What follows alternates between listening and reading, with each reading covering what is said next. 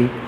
आज हम लोग साइक्लोट्रॉन से रिलेटेड कुछ पैरामीटर्स हैं जिस पार्टिकल को हम एक्सेलरेट करते हैं साइक्लोट्रॉन में, उससे रिलेटेड कुछ पैरामीटर्स होते हैं, जैसे वो कितनी स्पीड में चक्कर लगाएगा, उसके रेडियस कितना होगा, उसका जो सर्कुलर पाथ होगा, कितना टाइम लगेगा उसको अपने एक चक्कर लगाने में, एक सेकंड में कितने चक्कर लगा लेगा, मीन्स इसकी फ्रीक्वेंसी कितनी होगी, उसकी जब वो चक्कर लगाएगा तो उसकी काइनेटिक एनर्जी कितनी होगी, ये सारी चीज़ें आज हमने कैलकुलेट करनी है। और ये एक बड़ा आसान सा पार्ट है, तो स्टार्ट कर लेते हैं इसको। कैलकुलेशंस, वैसे तो हमने मैग्नेटिक फील्ड में जब पार्टिकल एंटर करता है तो उसके सारे कैलकुलेशन पहले ही कर लिए हैं, वैसे तो बस फॉर्मूले वही है जो हमने पहले किए हुए हैं, आज उनको मैं एक बार रिवाइज करा देना है मुझे। तो कैलकुलेशन में सबसे पहले मैं आपको याद दिला दूं कि जो इलेक्ट्रिक फील्ड होता था वो क्या करता है। दो कामों के बारे में कमेंट करना है आपको, एक्सीलरेट कौन करता है और टर्न कौन करता है। तो इलेक्ट्रिक फील्ड क्या करता था, एक्सीलरेट करने का काम करता है, और मैग्नेटिक फील्ड क्या करता है, टर्न करने का काम करता है। तो जो उसका वृत्ताकार मार्ग बनता है, ऐसा जो वो गोल घूमता है इस तरीके से, ये कौन से फील्ड की वजह से, इलेक्ट्रिक फील्ड या मैग्नेटिक फील्ड, मैग्नेटिक फील्ड की वजह से, क्योंकि इलेक्ट्रिक फील्ड तो उसकी स्पीड बढ़ाता है, उसको सर्कल में घुमाता नहीं है, सर्कल में घुमाने का काम मैग्नेटिक फील्ड का है। इसलिए जैसा कि पहले भी हम मैग्नेटिक फील्ड से कैलकुलेशन कर चुके हैं कि जब वो सर्कल पर घूमेगा पार्टिकल, तो उस समय उसको एक अभिकेंद्र बल की जरूरत पड़ेगी, क्योंकि वृत्ताकार मार्ग में बने रहने के लिए सेंट्रिपिटल फोर्स चाहिए, और वो अभिकेंद्र बल उसको कहाँ से मिलेगा, क्या वो वैद्युत बल से मिलेगा या वो चुंबकीय बल से मिलेगा। तो बहुत सिंपल है कि उसको वृत्ताकार मार्ग में घुमाता ही कौन है, चुंबकीय बल, तो उसको अभिकेंद्र बल मिलेगा चुंबकीय बल से। बस यहीं से हम अपनी कैलकुलेशन को स्टार्ट करेंगे। तो सेंट्रिपिटल फोर्स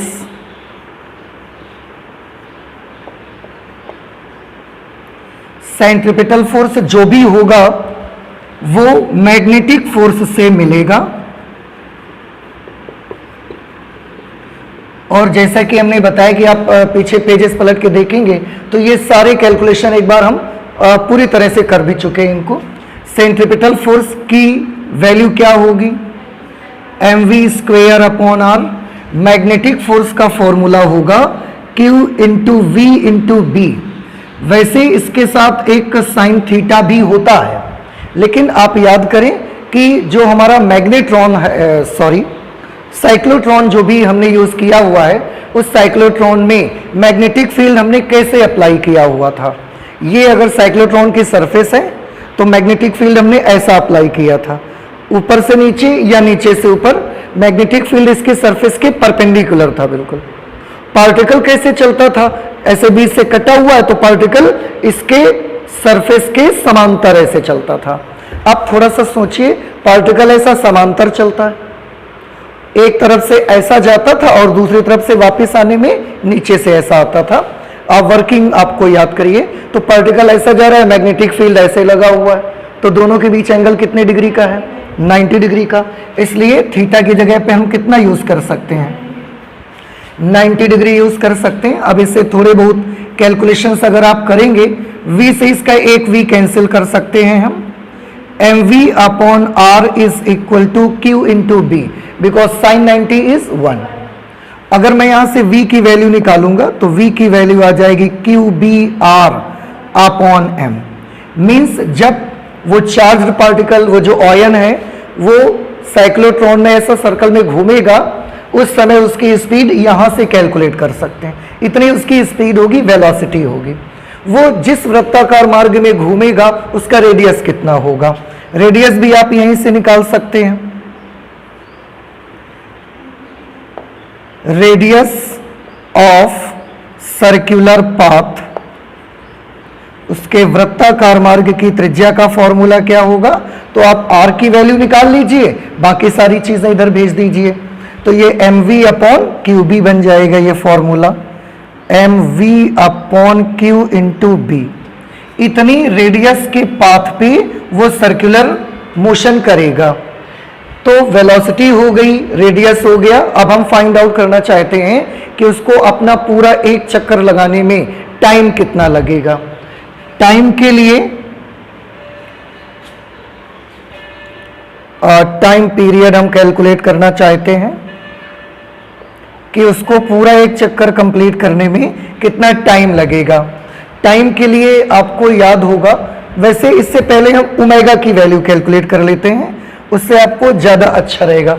मैं यहाँ पर कैलकुलेट कर देता हूँ। ओमेगा आप सभी को याद होगा, उसे हम एंगुलर फ्रीक्वेंसी कहते हैं, कोणीय आवृत्ति या कोणीय वेग भी उसको हम बोलते हैं। और एंगुलर फ्रीक्वेंसी का फॉर्मूला होता है V/R। क्लास 11th में आपने ओमेगा, कोणीय वेग और रेखीय वेग का संबंध देखा था, that was V = R × omega, then omega will be equal to V/R। अगर आप यहां से V/R की वैल्यू निकालें, V यहां पर है, R आप यहां से इधर ले आए, तो V/R की वैल्यू कितनी हो जाएगी? QB/M, then omega will be equal to QB/M. This will be the angular frequency. ये उसकी कोणीय आवृत्ति है, उसका कोणीय वेग है। हम यहीं से पीरियोडिक टाइम उसका कैलकुलेट कर सकते हैं, आवर्त काल उसका हम कैलकुलेट कर सकते हैं। ओमेगा के फॉर्मूले में आपको याद होगा, ओमेगा का एक फॉर्मूला होता है, omega is equal to 2π/T, या T की वैल्यू कितनी हो जाएगी? 2π/ओमेगा, और फिर ओमेगा की हम ये वैल्यू लिख देंगे, तो T की वैल्यू यहां पर आएगी 2π/ओमेगा। इस तरह से T की वैल्यू कितनी आएगी? 2π/ओमेगा, ओमेगा की जगह उसको लिखेंगे, तो 2π/QB अपॉन M करेंगे, M पलट के ऊपर मल्टीप्लाई हो जाएगा, 2πm/QB। तो वो जो भी पार्टिकल साइक्लोट्रॉन में ऐसा चक्कर लगा रहा होगा, उसको अपना एक चक्कर कंप्लीट करने में इतना टाइम लगेगा। ठीक है, अच्छा, इसके बाद फ्रीक्वेंसी उसकी कितनी होगी? आवृत्ति, ये उसकी एंगुलर फ्रीक्वेंसी है, और ये फ्रीक्वेंसी जो है उसको हम F से रिप्रेजेंट करते हैं, and this is equal to 1/T। आप सभी को याद होगा, frequency is equal to 1/ time period, ये फॉर्मूला होता है। तो अगर हम फ्रीक्वेंसी की वैल्यू यहां से कैलकुलेट करेंगे, 1/T मीन्स T का आपको रेसिप्रोकल कर देना है। T का रेसिप्रोकल आप करेंगे, then it will be QB/2πm, QB/2πm। So this will be the frequency of the charged particle which is rotating in the cyclotron. Okay, तो ये साइक्लोट्रॉन में घूमते हुए पार्टिकल की वेलोसिटी है, वेलोसिटी वेग है, ये उसके वृत्ताकार मार्ग की त्रिज्या है, ये उसको एक चक्कर लगाने में कितना टाइम लगेगा, ये टाइम पीरियड है। और लास्ट क्लास में वर्किंग में भी हमने सीखा कि टाइम पीरियड चाहे वो छोटे वृत्त में चक्कर लगाए या बड़े वृत्त में चक्कर लगाए, time period will not change. क्यों? क्योंकि टाइम पीरियड में जितनी भी क्वांटिटीज आती हैं वो Q है, B है, M है। Q and M are constants for a given particle. एक दिया गया पार्टिकल, प्रोटॉन या जो भी पार्टिकल हम यूज कर रहे हैं, उसका चार्ज और मास तो कांस्टेंट होगा। 2π सब लोग जानते हैं कांस्टेंट है, और B intensity of magnetic field, इसे हमने कांस्टेंट कर दिया है, हमने इसकी वैल्यू चेंज नहीं की है, इसको हमने कांस्टेंट कर दिया। जो मैग्नेटिक फील्ड हम अप्लाई करेंगे वो कांस्टेंट मैग्नेटिक फील्ड यूज करेंगे, तो टाइम पीरियड भी कांस्टेंट होगा, ये चेंज नहीं होगा। एंगुलर फ्रीक्वेंसी का फॉर्मूला QB/M, फ्रीक्वेंसी F का फॉर्मूला QB/2πm। एक चीज और कैलकुलेट करना चाहते हैं कि पार्टिकल जब रोटेट करेगा साइक्लोट्रॉन में ऐसे सर्कुलर पथ पर, तो उसकी काइनेटिक एनर्जी कितनी होगी? गतिज ऊर्जा,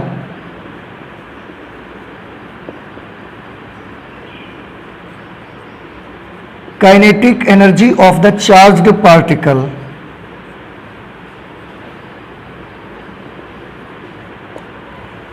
आवेशित कण की गतिज ऊर्जा, चार्ज्ड पार्टिकल जिसे आप आयन बोलते हैं, तो गतिज ऊर्जा, काइनेटिक एनर्जी के लिए फॉर्मूला क्या होता है?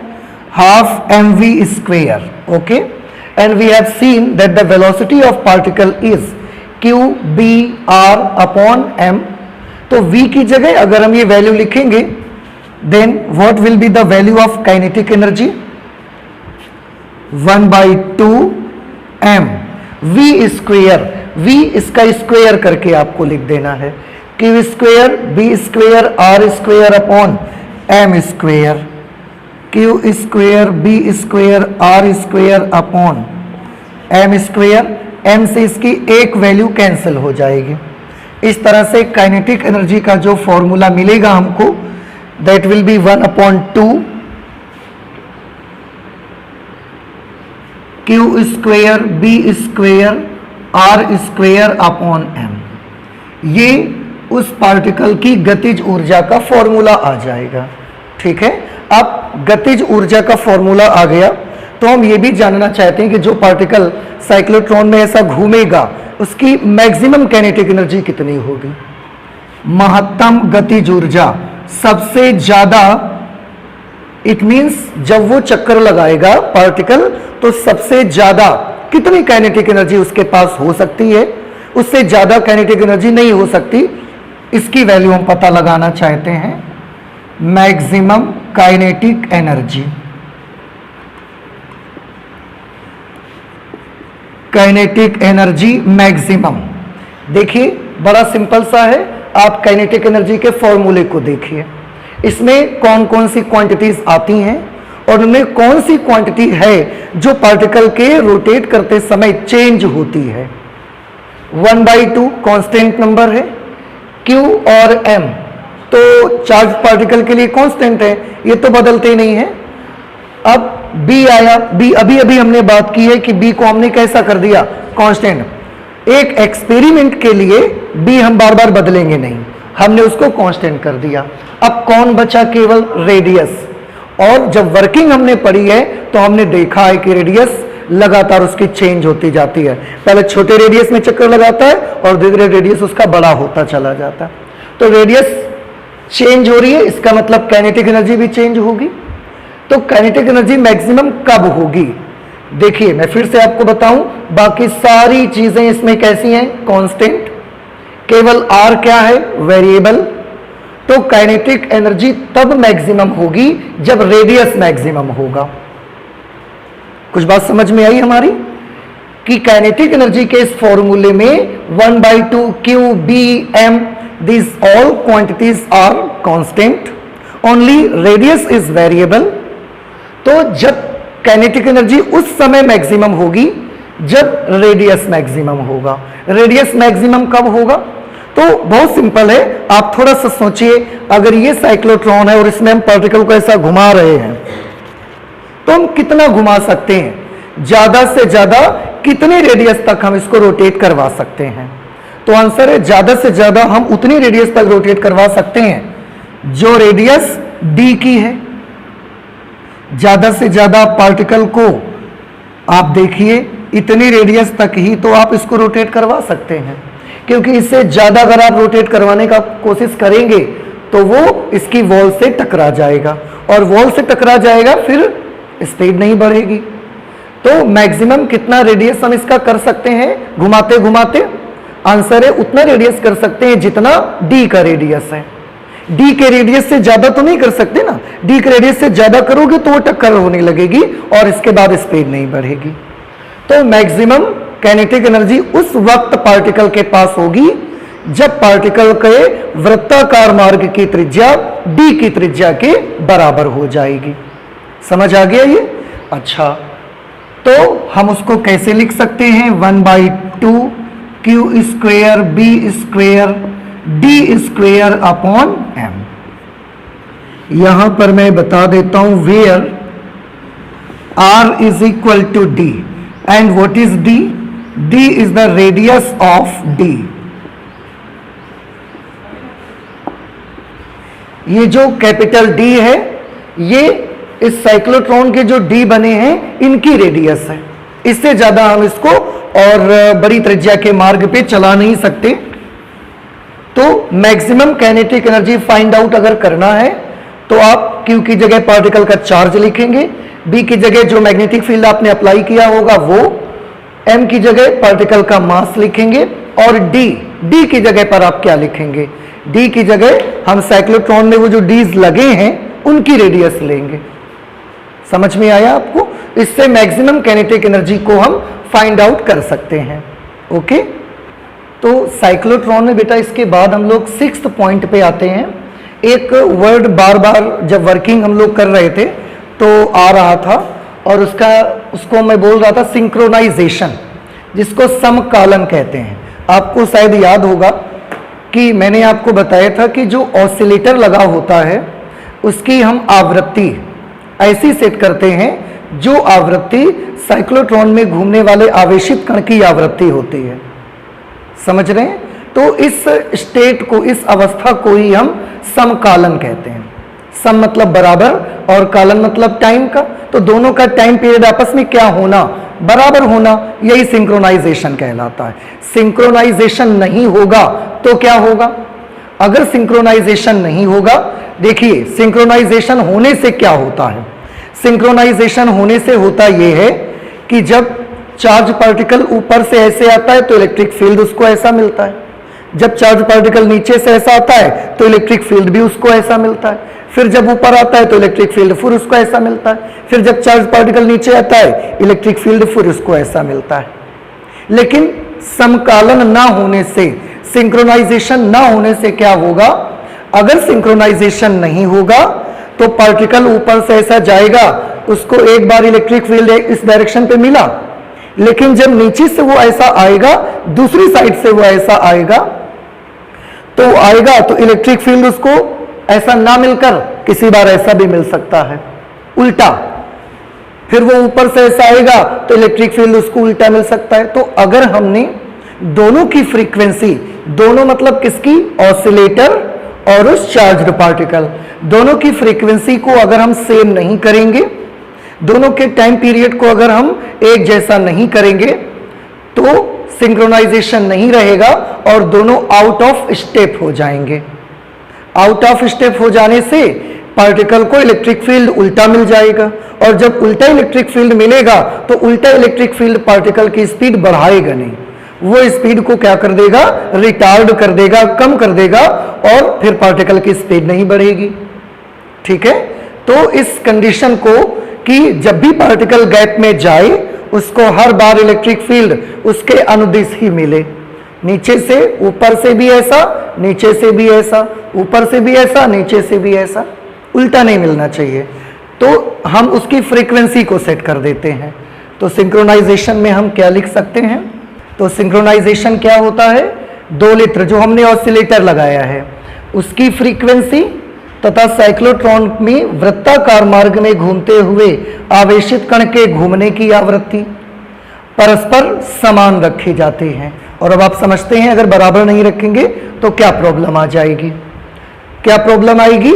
सिंपल लैंग्वेज में दोनों आउट ऑफ स्टेप हो जाएंगे, और आउट ऑफ स्टेप हो जाने से पार्टिकल को इलेक्ट्रिक फील्ड उल्टा डायरेक्शन पे मिलेगा और फिर उसकी स्पीड नहीं बढ़ेगी।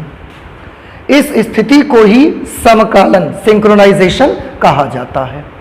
ठीक है? सो दिस इज सिंक्रोनाइजेशन, और दिस इज 6th पॉइंट।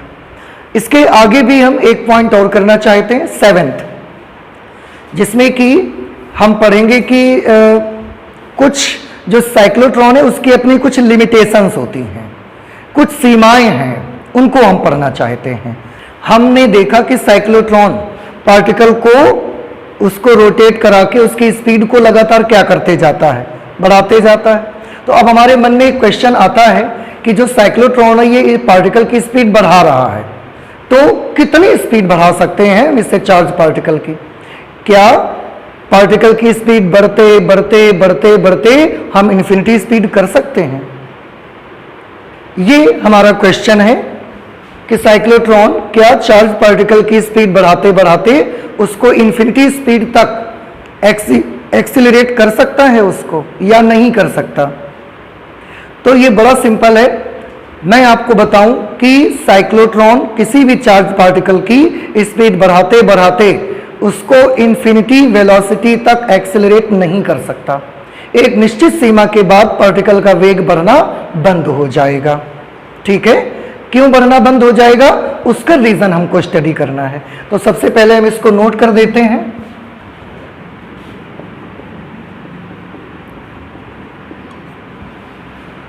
तो साइक्लोट्रॉन की लिमिटेशन क्या है, आवेशित कण यानी कि जिसे आप आयन भी कहते हैं, उसका वेग एक निश्चित सीमा तक ही हम बढ़ा सकते हैं।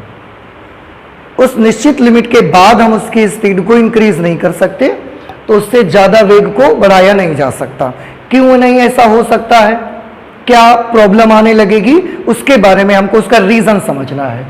तो इसका रीजन क्या है, इसका कारण क्या है, देखिए मैं आपको बताता हूं, थोड़ा गौर से समझिएगा इसको। इसका रीजन बेटा ये है कि हमारी एक फिजिक्स में मॉडर्न थ्योरी है, आइंस्टाइन ने थ्योरी बताई थी कि जब कोई पार्टिकल बड़ी तेज स्पीड में चल रहा होता है तो उसका जो द्रव्यमान होता है वो मास चेंज हो जाता है। समझ में आया? एक मॉडर्न थ्योरी के मुताबिक जो कि आइंस्टाइन ने दी थी, जब कोई पार्टिकल बहुत ज्यादा स्पीड में चल रहा होता है तो उसका मास चेंज होता है, द्रव्यमान उसका बदल जाया करता है। कैसे बदल जाता है, उसके लिए उन्होंने एक इक्वेशन भी बताई हुई थी। क्या इक्वेशन बताई हुई थी,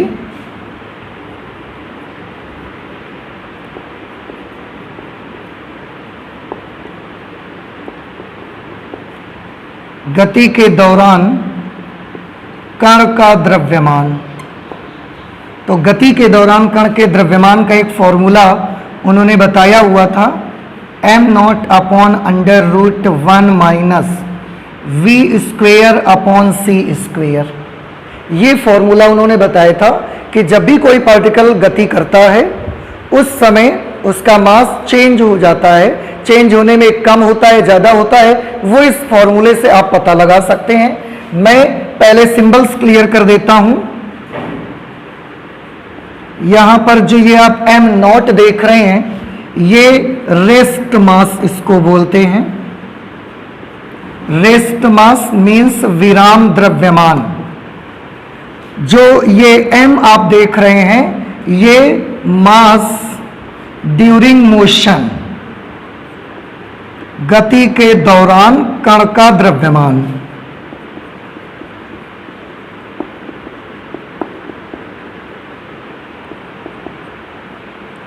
गति के दौरान कण का द्रव्यमान है। अच्छा, और v क्या चीज है, कण का वेग।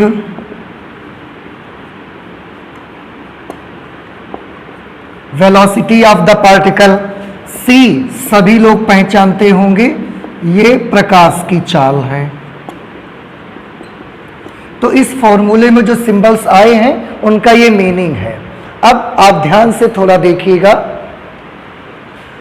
अगर पार्टिकल चल नहीं रहा होता, पार्टिकल अगर मूव नहीं करेगा, तो बताइए इसमें से कौन सी चीज जीरो हो जाएगी।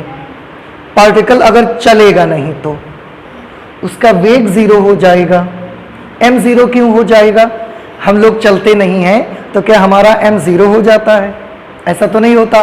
तो अगर पार्टिकल मूव नहीं करेगा उस सिचुएशन पे उसका v कैसा होगा, जीरो। अगर ये v जीरो होगा तो ये टर्म पूरा क्या हो जाएगा, फिर अपॉन में क्या बचेगा, 1। मीन्स m की वैल्यू उस समय कितनी होगी, m0। उस समय पार्टिकल का जो द्रव्यमान होगा वो उसके विराम द्रव्यमान के ही बराबर रहेगा। लेकिन जिस समय पार्टिकल मूव कर रहा है तो उसमें कुछ ना कुछ क्या है, वेग है। अगर बेटा उसमें वेग है तो v अपॉन सी की कुछ ना कुछ वैल्यू होगी। अब ये वैल्यू जब हम 1 में माइनस कर देंगे तो 1 की वैल्यू क्या हो जाएगी, जो डिनोमिनेटर हमारा है वो 1 से छोटा हो जाएगा। आप थोड़ा ध्यान से देखिए, v वेग है पार्टिकल का, अगर वो पार्टिकल v वेग से गति कर रहा है तो क्या इस टर्म की वैल्यू जीरो होगी, इस वाले टर्म की वैल्यू अगर वो चल रहा है तो v वेग से चलेगा तो इस टर्म की वैल्यू जीरो नहीं होगी, कुछ ना कुछ वैल्यू होगी इसकी। फिर उस वैल्यू को हम 1 में से माइनस कर देंगे। अब डिनोमिनेटर आपका 1 रहेगा 1 से छोटा हो जाएगा या 1 से बड़ा हो जाएगा? तो हम इसको 1 में से माइनस कर रहे हैं ना, तो वैल्यू तो 1 से छोटी हो जाएगी और फिर उसका स्क्वायर रूट भी निकालेंगे तो वो और भी छोटा आ जाएगा। जब डिनोमिनेटर हमारा छोटा हो जाएगा तो इसकी वैल्यू का क्या होगा बताइए? ये वैल्यू आपकी डिक्रीज हो गई, घट गई, कम हो गई, तो इस m का बताइए क्या होगा? m बढ़ जाएगा क्योंकि ये m इस पूरे टर्म के साथ विलोमानुपात में है। तो डिनोमिनेटर उसका जैसे ही डिक्रीज हुआ m की वैल्यू क्या हो जाएगी? बढ़ जाएगी। अब अगर m बढ़ गया तो हमने टाइम पीरियड का अभी अभी एक फॉर्मूला पढ़ा हुआ है 2 pi m upon Q B. अगर m की वैल्यू बढ़ गई तो उसका टाइम पीरियड का क्या होगा? टाइम पीरियड भी इंक्रीज हो जाएगा।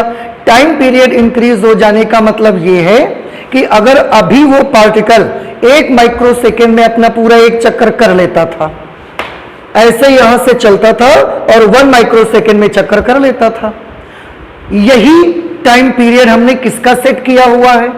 यही टाइम पीरियड हमने ऑसिलेटर का भी सेट किया हुआ है।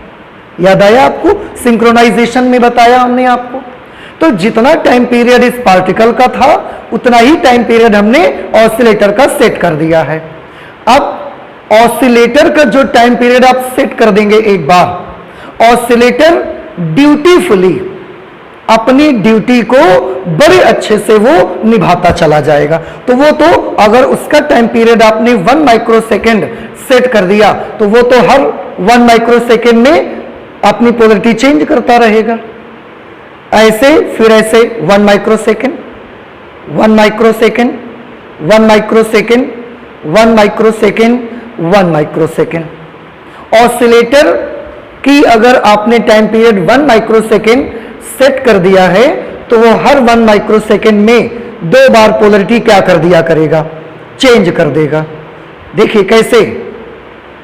1 माइक्रोसेकेंड, 1 माइक्रोसेकेंड, 1 माइक्रोसेकेंड। तो 1 माइक्रोसेकेंड में 2 बार पोलरिटी चेंज कर रहा है और वो बड़े अच्छे से अपनी ड्यूटी निभाना जानता है। एक बार सेट कर दो, वही फ्रीक्वेंसी, वही टाइम पीरियड उसका बना रहेगा।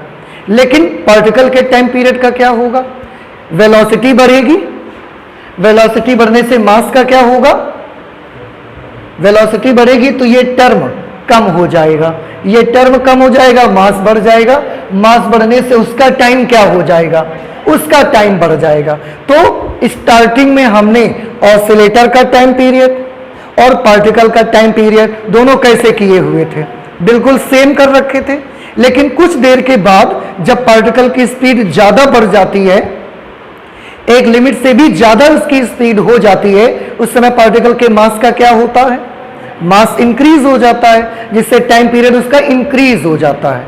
इंक्रीज हो जाने का मतलब कि अगर वो पहले 1 माइक्रोसेकेंड में अपना एक चक्कर करता था तो अब वो 1.5 माइक्रोसेकेंड में चक्कर करना शुरू करेगा, 1.2 माइक्रोसेकेंड में चक्कर करेगा।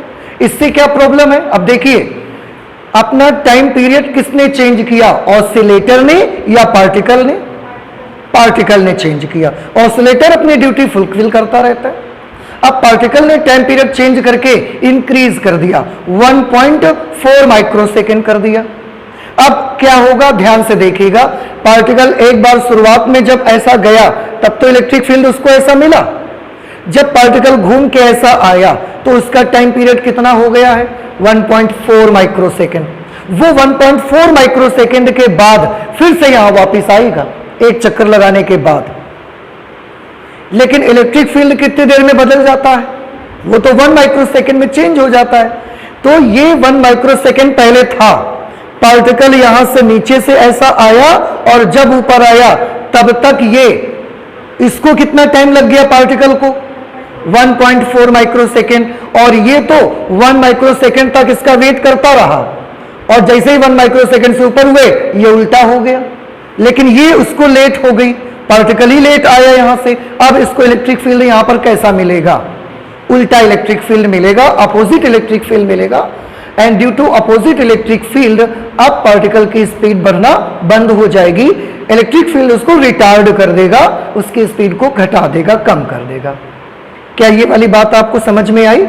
क्योंकि इलेक्ट्रिक फील्ड तो हर माइक्रोसेकंड में 2 बार अपनी डायरेक्शन ऐसे ऐसे बदल रहा है। लेट किसको हो गया? पार्टिकल को आने में ही लेट हो गया, उसको ही 1.4 सेकेंड लग गए। तब तक वो 1 माइक्रोसेकंड तक तो उसने वेट किया, लेकिन इसको 1.4 माइक्रोसेकंड लग गए, तब तक ये उल्टा हो चुका था। अब उल्टा होने की वजह से स्पीड का क्या हो जाएगा?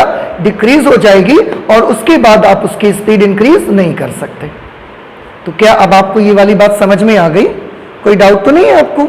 अच्छा, इसलिए एक निश्चित सीमा से अधिक वेग नहीं बढ़ाया जा सकता। रीजन क्या है उसका? गति के दौरान कण का द्रव्यमान इतना होता है, वेग बढ़ने से कण का द्रव्यमान क्या हो जाता है? कम हो जाता है, बढ़ जाता है। द्रव्यमान बढ़ने से आवर्तकाल भी बढ़ जाता है, जिससे उसका समकालन बिगड़ जाता है। ठीक है, तो रीजन को भी अब हम नोट कर लेते हैं। वेग बढ़ने से कण का द्रव्यमान बढ़ जाता है, जिससे उस कण का आवर्तकाल, जिसकी value t is equal to 2πm/cube होती है, यह भी बढ़ जाएगा। m इंक्रीज हो जाएगा, टाइम पीरियड इंक्रीज हो जाएगा, और परिणाम स्वरूप समकालन बिगड़ जाता है, सिंक्रोनाइजेशन। और इस प्रकार कण की चाल बढ़ना बंद हो जाती है।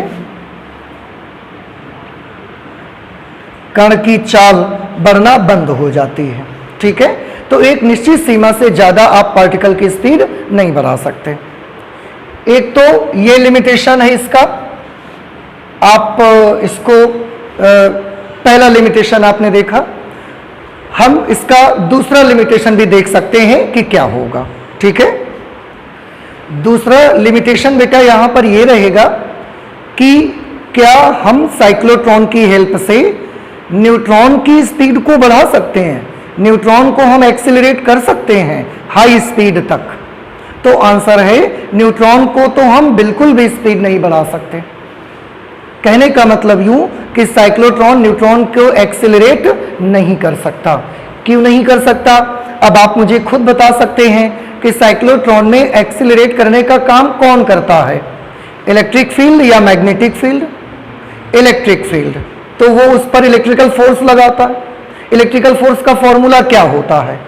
Q into E। Electrical force का फॉर्मूला होता है ना, Q इंटू E। अब आप मुझे बताइए कि न्यूट्रॉन के पास कितना Q होता है? न्यूट्रॉन तो एक न्यूट्रल पार्टिकल है। अगर ये न्यूट्रल पार्टिकल है, उदासीन कण है, तो इसका Q कितना होता है? इसका तो Q 0 होता है। और अगर इसका Q 0 होगा तो इलेक्ट्रिक फील्ड इस पर फोर्स नहीं लगा पाएगा। अगर फोर्स नहीं लगा पाएगा तो इसको एक्सेलरेट भी नहीं कर सकता। वो कुछ बात समझ में आई? तो साइक्लोट्रॉन न्यूट्रॉन की स्पीड को बढ़ा सकता है क्या? आंसर है नहीं बढ़ा सकता। क्यों? क्योंकि त्वरित करने का काम इलेक्ट्रिकल फोर्स का है, और न्यूट्रॉन के पास चार्ज नहीं होता, जिसकी वजह से वो इस पर फोर्स नहीं लगा पाता। और जब बल लगेगा ही नहीं तो त्वरित कहां से होगा? तो न्यूट्रॉन को एक्सेलरेट नहीं कर सकते। तो यहां पर हम सेकेंड लिमिटेशन नोट कर सकते हैं।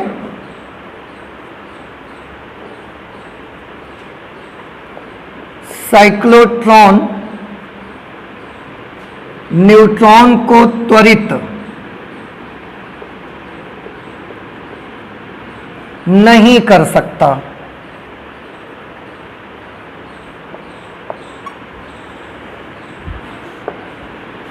तो साइक्लोट्रॉन न्यूट्रॉन को त्वरित नहीं कर सकता है। इसके पीछे क्या रीजन है? इसके पीछे ये रीजन है बिकॉज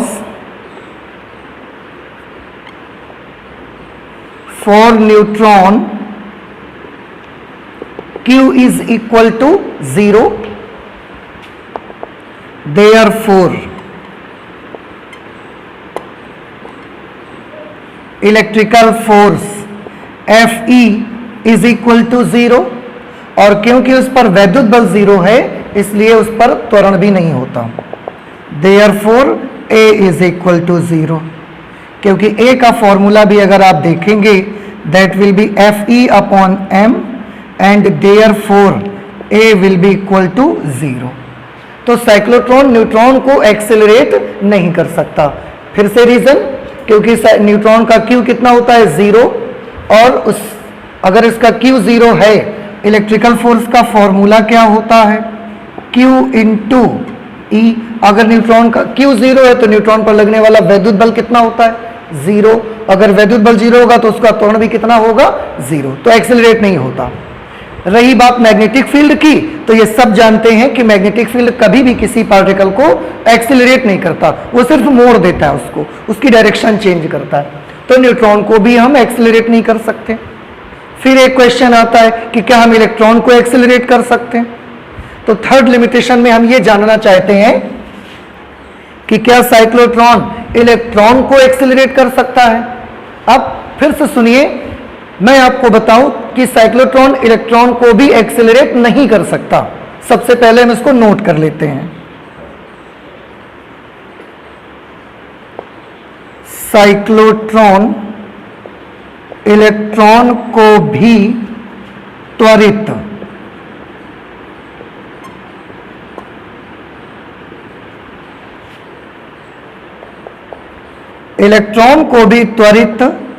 नहीं कर सकता है। अगर इलेक्ट्रॉन को त्वरित नहीं कर सकता, इसके पीछे क्या रीजन है भाई? अब उसको समझिए। इलेक्ट्रॉन को बेटा इसलिए त्वरित नहीं कर सकता क्योंकि इलेक्ट्रॉन, आप सभी जानते हैं कि इलेक्ट्रॉन का द्रव्यमान तो बहुत कम होता है, सबको मालूम है। इलेक्ट्रॉन का मास 9.1 इंटू 10⁻³ होता है। ये इतना बेटा कम होता है इसका मास कि हमने अभी टाइम पीरियड का फॉर्मूला पढ़ा है। इलेक्ट्रॉन का द्रव्यमान कम होने की वजह से उसका आवर्तकाल भी कैसा होता है? बताइए, आवर्तकाल द्रव्यमान पे किस प्रकार डिपेंड करता है? So time period is directly proportional to the mass of particle. तो अगर पार्टिकल का मास बहुत कम है तो उसका टाइम पीरियड कैसा होगा? बहुत कम हो जाएगा। टाइम पीरियड बहुत कम हो जाने का क्या मतलब है? टाइम पीरियड कम होने का मतलब है कि अगर पहले वो 1 माइक्रोसेकंड में चक्कर लगा रहा था तो उसका टाइम पीरियड कम होके बहुत कम होता है, मास बहुत कम होता है, इसकी वजह से टाइम पीरियड भी बहुत कम होता है। अब टाइम पीरियड बहुत कम होता है तो उसमें होता क्या है, मैं ये आपको बताता हूं, आप ध्यान से सुनिएगा। होता ये है कि ये बड़ी जल्दी आउट ऑफ स्टेप हो जाता है। जैसे अगर प्रोटॉन को हम घुमा रहे हैं साइक्लोट्रॉन में तो वो 1000 चक्कर लगाने के बाद आउट ऑफ स्टेप होगा, सिंक्रोनाइजेशन उसका बिगड़ेगा। लेकिन इलेक्ट्रॉन का मास इतना कम होता है कि उसका टाइम पीरियड बहुत कम होता है और ये वाले 1000 चक्कर वो बड़ी जल्दी लगा लेता है। भाई समय कम होने का क्या मतलब है? जल्दी चक्कर लगा लेगा। तो अगर 1000 चक्कर के बाद उसका समकालन बिगड़ना है तो वो इलेक्ट्रॉन अपने 1000 चक्कर ही बहुत जल्दी लगा लेता है, बहुत कम समय में लगा लेता है क्योंकि उसका आवर्तकाल कम होता है। बड़ी तेजी से घूम के बड़ी जल्दी 1000 चक्कर पूरे कर लेता है, तो बड़ी जल्दी आउट ऑफ स्टेप भी हो जाता है, उसका समकालन भी बिगड़ जाता है। अब अगर बड़ी जल्दी समकालन बिगड़ जाएगा तो स्पीड बढ़ना बंद हो जाएगी, समकालन बिगड़ते ही स्पीड का बढ़ना बंद हो जाएगा। ठीक है, तो क्या रीजन निकला? क्योंकि इलेक्ट्रॉन का द्रव्यमान बहुत कम होता है, इसलिए because of T is equal to 2πm/qb उसका आवर्तकाल भी बहुत कम होता है। आवर्तकाल कम होने से वो बड़ी जल्दी से आउट ऑफ स्टेप हो जाता है, उसका बड़ी जल्दी समकालन बिगड़ जाता है। ऐसा नहीं है कि वो 100 चक्कर में इस समकालन उसका बिगड़ जाएगा, नहीं, 1000 में ही बिगड़ेगा, लेकिन वो 1000 चक्कर भी वो बड़ी जल्दी लगा लेगा, तो बड़ी जल्दी समकालन बिगड़ जाएगा। हम उसकी स्पीड बढ़ाना चाहते हैं, लेकिन जैसे ही हमने मशीन ऑन किया 1 सेकंड ही लगे समकालन उसका बिगड़ गया, तो अब उसके बाद स्पीड तो नहीं बढ़ेगी ना उसकी। ये आपको मैं बताना चाहता हूं। ठीक है, रीजन समझ में आया आपको कि इलेक्ट्रॉन का द्रव्यमान बहुत कम होने के कारण उसका आवर्तकाल भी बहुत कम होता है, जिसके कारण उसका समकालन बड़ी जल्दी बिगड़ जाता है और उसके बाद उसकी स्पीड बढ़ना बंद हो जाती है, उसके पैर लड़खड़ाना शुरू कर देते हैं। जैसे आप देखते हैं कि अगर आप अपनी क्षमता से ज़्यादा तेज दौड़ना शुरू कर देते हैं या आप दौड़ रहे होते हैं और आप अपनी लिमिट से ज़्यादा जब तेज दौड़ते हैं तो आपके पैर आपस में टकराना शुरू कर देते हैं या हमको लगने लगता है कि अब हम स्पीड इससे ज़्यादा नहीं बढ़ा सकते। वो इलेक्ट्रॉन के साथ हो जाता है बस। ठीक है, तो हम इसका रीजन भी नोट कर सकते हैं। क्या रीजन है?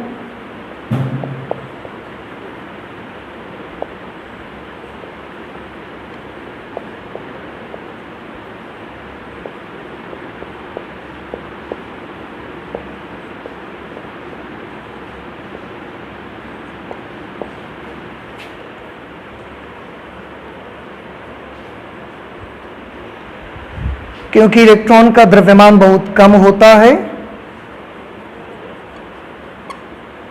इसलिए T is equal to 2 pi m upon QB से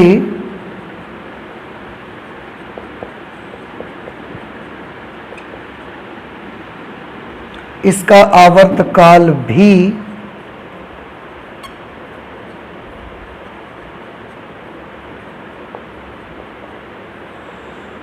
बहुत कम होता है और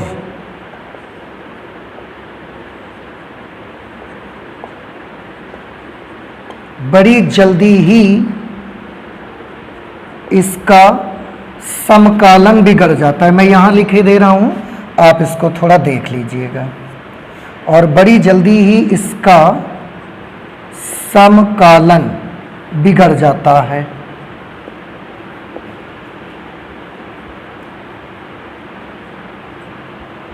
इसके बाद उसकी चाल भरना बंद हो जाती है।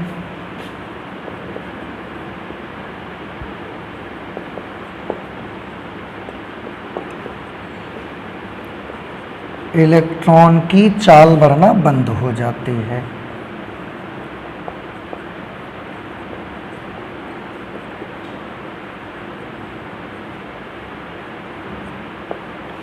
तो क्या रीजन निकला बेटा इसका? क्योंकि इलेक्ट्रॉन का द्रव्यमान बहुत कम होता है, इसलिए T is equal to 2 pi m upon QB से इसका आवर्तकाल भी बहुत कम हो जाता है और बड़ी जल्दी ही इसका समकालन बिगड़ जाता है। अगर 1000 चक्कर के बाद समकालन बिगड़ता है तो बिगड़ेगा 1000 चक्कर के बाद, लेकिन वो 1000 चक्कर ही वो बड़ी जल्दी से लगा देता है और इसके बाद इलेक्ट्रॉन की चाल का बढ़ना बंद हो जाता है। ठीक है, तो हम इलेक्ट्रॉन को भी एक्सेलरेट नहीं कर सकते, न्यूट्रॉन को भी नहीं कर सकते। इसके लिए सुइटेबल पार्टिकल कौन सा है? प्रोटॉन। मास भी ज्यादा है उसका, चार्ज भी है उसके पास, जो कि न्यूट्रॉन के पास नहीं था। ठीक है, तो वही हमारे लिए सुइटेबल पार्टिकल है सबसे। इस तरह से this is the complete cyclotron, जिसे हमने 7 पार्ट्स में डिस्ट्रीब्यूट करके उसकी पढ़ाई की है। और लिमिटेशंस ऑफ साइक्लोट्रॉन, ये बहुत इंपॉर्टेंट आर्टिकल है। कभी कभी इस आर्टिकल को अलग से भी पूछा जाता है और साइक्लोट्रॉन के साथ भी कभी कभी पूछा जाता है। तो दोनों तरह से आपको ये आर्टिकल अच्छे से तैयार रहना चाहिए। किसकी स्पीड हम बढ़ा सकते हैं, कितनी बढ़ा सकते हैं, किसकी नहीं बढ़ा सकते, क्यों नहीं बढ़ा सकते, ये सारी चीजें आपको तैयार करनी है। ठीक है, और एक चीज मैं बताऊं कि ये जो भी आपने पढ़ा हुआ है साइक्लोट्रॉन, ये एक एग्जाम्पल है। इसकी मदद से हम क्या कर रहे हैं? आवेशित कण का एनर्जी बढ़ा रहे हैं हम। तो ये एक एग्जाम्पल है कि किस तरह से आप इलेक्ट्रिक फील्ड और मैग्नेटिक फील्ड का यूज करके पार्टिकल की गतिज ऊर्जा, पार्टिकल की एनर्जी, उसकी स्पीड को आप बढ़ा सकते हैं। आपने देखा हमने 2 ही फील्ड यूज किए, electric field and magnetic field, और पार्टिकल की स्पीड को हमने इंक्रीज कर लिया। ठीक है, तो ये एग्जाम्पल है that how can you speed up the charge particles by using electric and magnetic forces. Okay, और एक चीज मैं चलते चलते आपको बताना चाहूंगा कि ये जो साइक्लोट्रॉन आपको आपके सिलेबस में है, जो भी आपको पढ़ाया गया है, ये साइक्लोट्रॉन एक बहुत ही ओल्ड टाइप का साइक्लोट्रॉन है, एक प्रोटोटाइप साइक्लोट्रॉन है। आजकल इसका डिजाइन बहुत ज्यादा चेंज हो चुका है। अब जो मॉडर्न साइक्लोट्रॉन आ रहे हैं वो बहुत ज्यादा चेंज होकर के उनका डिजाइन आ रहा है। तो ये एक बेसिक आपको बताया गया है। आजकल हमारे जो साइक्लोट्रॉन आ रहे हैं दैट आर वेरी मॉडर्न, और उनमें हम बहुत स्पीड बढ़ा सकते हैं। कई कई किलोमीटर तक के लीनियर साइक्लोट्रॉन भी बने हुए हैं। समझ आ रहा है? लेकिन उन सब का जो बेसिक प्रिंसिपल है वो सबका यही है। सब में चार्ज पार्टिकल की डायरेक्शन मोड़ने के लिए किसका यूज करेंगे? मैग्नेटिक फील्ड का। और एक्सेलरेट करने के लिए किसका यूज करेंगे? इलेक्ट्रिक फील्ड का। वो किसी में नहीं बदलता। साइक्लोट्रॉन कितना भी नया बन गया हो, कितना भी उसका डिजाइन चेंज हो गया हो, बट जो उसका फंडामेंटल प्रिंसिपल्स है वो वही यूज हो रहे हैं जो हमने इसमें पढ़े हुए हैं। ठीक है? So this is the complete cyclotron. तो आज हम लोग फिजिक्स में इतना ही रखेंगे, आगे और भी पढ़ाई करेंगे नेक्स्ट क्लास में। Thank you.